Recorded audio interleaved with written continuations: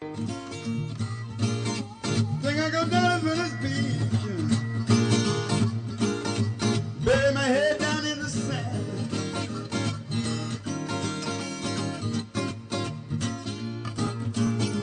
Think I go down to Venice Beach, bury my head down in the sand.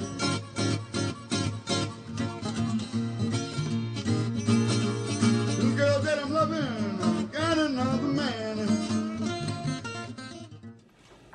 I had a feeling we wouldn't have enough time to adequately discuss this, so I put my statement in writing. You can read it at your leisure. Just a high point. I'm opposed to this program for the following reasons. First of all, it increases gentrification in Venice to the detriment of the poor and working people in our community.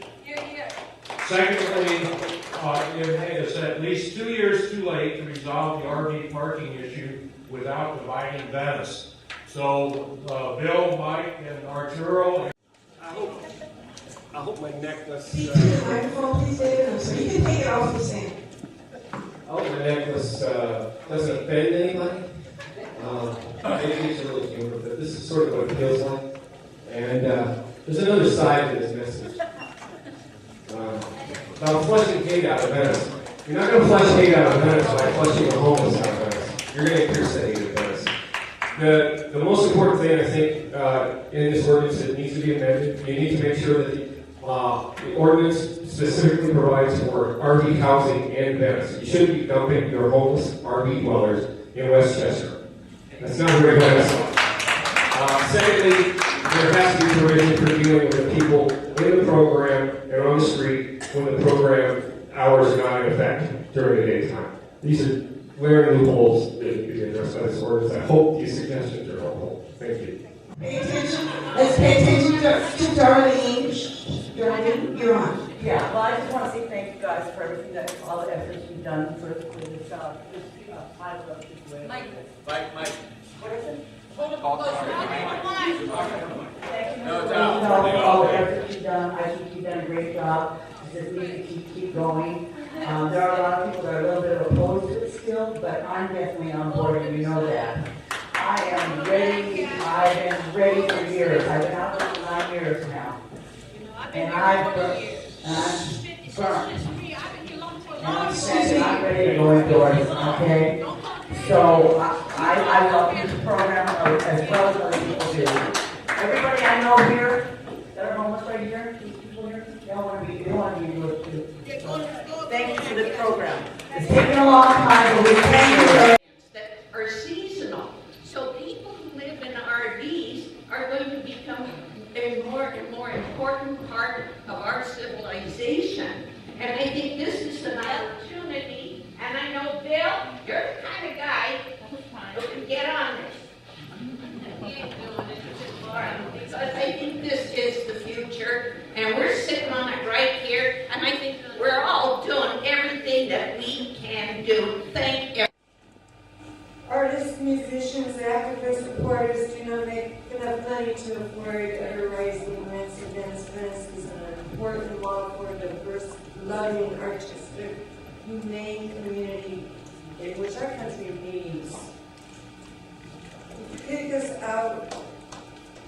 us out of our RVs onto the sidewalks or out of town, well, you will no longer be the humane Venice that you were. RV parks are a valid alternative lifestyle. We can pay a modest fee, do much of the work involved. We can even help create ways to help with finances. Whether it is a law, people have to sleep. Besides, okay. Please don't shell us. Don't take our pets. Don't impound our vehicles until you figure out what this mess is. No more counting. No more counting. I agree, please. I would like to direct this question to Could we ask the somebody that was a expert? Bill Rosendahl. What book are you reading, Bill? Testament, and she's sitting in the Jew. I know you're not reading the New Testament, and I know you're not reading more of the Constitution.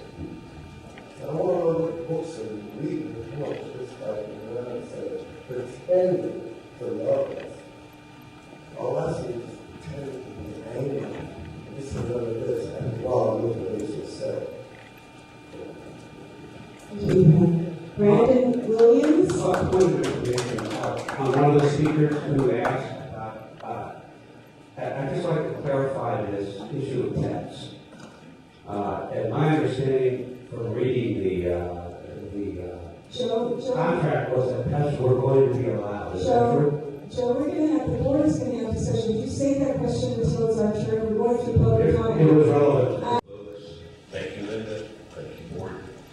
Mostly, thank you, Bill. Thank you, Mike. Thank you, Council Office, for listening to a large group of people here in Venice and making those changes. We appreciate it. Looking forward to the future. And as this works out, hopefully the community will actually be able to work with PATH and the Council Office and make this a great pilot program. Thank you all. Thank you. It's the only home I've known since I moved out. I've had 7 apartments. I've done hard times. I've done a great job at doing hard times, injuries. And I lived in a motorhome for maybe 10 years. I'm for getting housing, but I really don't want to leave my community. I'm also, I'd like to ask a question about the thing about moving from the night to the day. Where do you move to? And how much driving do you have to do? You know, because I'm also an artist on the boardwalk, so that's a big issue for me. Part of the reason this program was put in place was to balance and to cure the effect of the oversized vehicle ordinance. The oversized vehicle ordinance prohibits parking in Venice for a 4-hour period overnight. This program creates in the law so a 12-hour period where it's legal. So there are 8 more hours where it's safe to go, then there are hours where it's unsafe to go. Everybody is allowed to go wherever they want during the day, just like everybody else, because the parking restrictions aren't in place. But the distance is an issue too, you know, it's a big vehicle, gas, maintenance. And we spoke to them a little bit earlier, saying that their workers try to find a way to help them out. Thank you. Thank you. Most traditional programs build a building, they have services and housing in the building, they open the door and they say everybody come on in. There's a whole new trend around the country where you go outside of your building, you provide all your services out on the streets, whether it's mental health, case management, you go to them instead of waiting for them to come to us. So that's what our definition of case management on the streets is. In terms of are people going to be shipped out to Riverside, our priority obviously is to keep people in our community. Housing vouchers are not based on here's X amount of dollars, but it's based on the guaranteed housing for the market rate for that area. So our only difficulty will be is to find landlords who will help us, who will actually take the voucher. And it's something that we have workers, full-time workers, that's all they do is they work with landlords and they explain, look, it's a bad economy, we guarantee you rent, you have a problem with your tenant, we will come in there and help work with you, it's a big deal here, versus just having anybody show up and rent their apartments. So our first priority is to get people into housing as close as possible to Venice. Finally, we did find the rules, somebody asked about them, they are actually in contracts. I am a victim of being arrested and harassed 40 times, and today and I took a pay back in the world of $500,000. Listen, there's people stay in Venice. You can't put them in Westchester, you can't put them like police station. They got to stay here in Venice. Number 2, you need some board members in your office from these guys. That's where you messing up at. You're not listening to the community. Just like in the city council policy said, whenever you mess with that boardwalk, you end up getting sued. And you didn't read that. It's right there in the house. Whenever you start messing with Venice, you're going to get sued. You're also going to come here and sue you. And it's going to be all over with. Keep Venice in Venice. Keep all these good people in Venice. Find safe parking. She said it best. She should still be president. I mean, because you are a people's person. And that's what we need here in Venice. Bill, listen to me. I've never been wrong. Anything I say is right. These guys really don't understand the Constitution and my ability to understand people. But yet, you have the authority to do something. We talk a lot. Thank you, Michael. Get a congregation of these people in your office. All right, thank you, Michael.